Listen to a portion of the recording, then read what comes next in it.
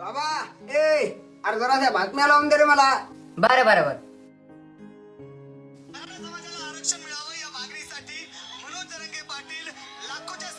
काय गरज आहे बरं आपल्याला आरक्षणाची? पाटील माणसं आपण.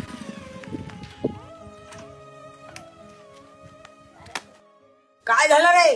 2% फक्त सिलेक्शन नाही झालं. 2%. बाबा नोकरकी लागली नाही म्हणून काय झालं? आपल्यापाशी जमीन जुमला आहे. पाटील माणसं हो बाबा आपण. हो हो आपण पाटील हो ते मला माहित आहे. आपण दुसरं काय बोललं नुसतं पाटील नावाशिवाय? बाबा तसं नाही रे. 5 एकर जमीन आहे आपल्यापाशी. दोघा भावाने किती उकरून खाली तरी सरत नाही ना आपल्याला. तुमचं खरं आहे हो समज.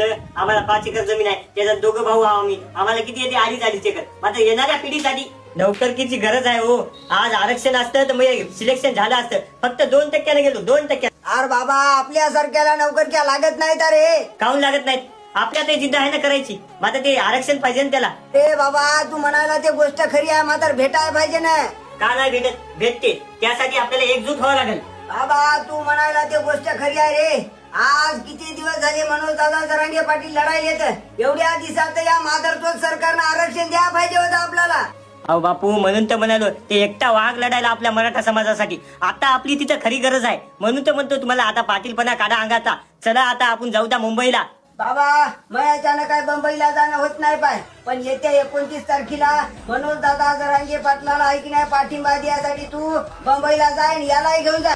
हो दादा मी पण येतो आणि माझ्या मित्राला पण सांगतो. आता नाही तर कधीच नाही. एक मराठा लाख मराठा. चलो मुंबई. शिवाचे मोडी तो वैराची मुंडकी मोजून पाचाळी जोडते असे मरा.